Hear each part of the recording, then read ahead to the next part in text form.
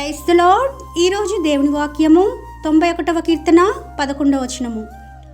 ఆయన నిన్ను గూర్చి తన దూతలను ఆజ్ఞాపించును. ఈ కీర్తన మోషే రాసిన కీర్తనలా కనిపిస్తుంది. అంటే ఇది మోషే యొక్క ప్రార్థన అని కూడా ఇక్కడ మనకి 90వ కీర్తనలో కనిపిస్తుందండి. మరి ఎలా ఉంటే మనల్ని గూర్చి ఆయన దూతలను ఆజ్ఞాపిస్తాడు? ప్రతి వాగ్దానానికి ఒక షరతు ఉంటుంది కదండి. మరి దీనికి ఏం షరతు ఉందనేది చూస్తే 91వ కీర్తన 1వ వచనంలో, మహోన్నతిని చాటున నివసించువాడే సర్వశక్తిని నీడను విశ్రమించువాడు. ఆయన చాటున నివసించేవారుగా ఉన్నప్పుడు, ఆయనను ఆశ్రయించేవారుగా, ఆయన నీడను విశ్రమించేవారుగా మనం ఉన్నప్పుడు ఈ వాగ్దానము మనందరి జీవితాలలో నెరవేర్చబడుతుందని అర్థం చేసుకోవచ్చు. మోషే చేసిన ప్రార్థనలో ఇది మనకు కనిపిస్తుంది. ఎవరైతే మరి ఆయన చాటున నివసించడానికి ఇష్టపడతారో, ఆయన యందు మాత్రమే, ఆయన నీడ యందు మాత్రమే విశ్రమించడానికి ఇష్టపడతారో వారిని గురించి ప్రత్యేకమైన శ్రద్ధ దేవుడు కలిగి ఉంటాడని ఈ వాక్యాన్ని బట్టి అర్థం చేసుకోవచ్చు.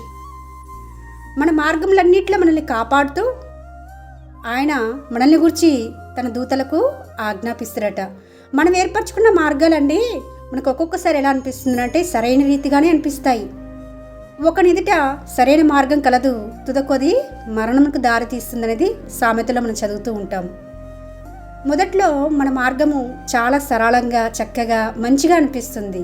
కానీ చివరికి అది మరణానికే దారి తీయవచ్చు. నష్టపోవడానికి, కష్టం కలగడానికి, బాధను తెచ్చుకోవడానికి దారి తీయవచ్చు.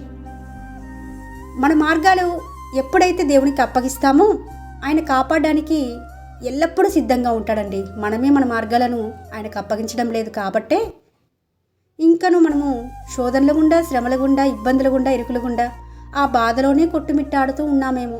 బహుశా ఈ రోజున దేవుడు మాట్లాడుతున్నాడు మనందరితో. మోషే ద్వారా, మోషే చేసిన ప్రార్థన ద్వారా మనతో మాట్లాడుతున్నాడు.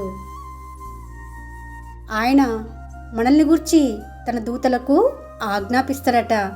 ఎప్పుడంటే ఆయన చాటున మనం నివసించినప్పుడు, ఆయన నీడను మనము విశ్రమించినప్పుడు అని అర్థం చేసుకునవలసిన వారిగా ఉంటున్నామని ప్రభుపేట మనవి చేసుకుంటూ మీ సహోదరి ఎలిజబెత్ రాణి.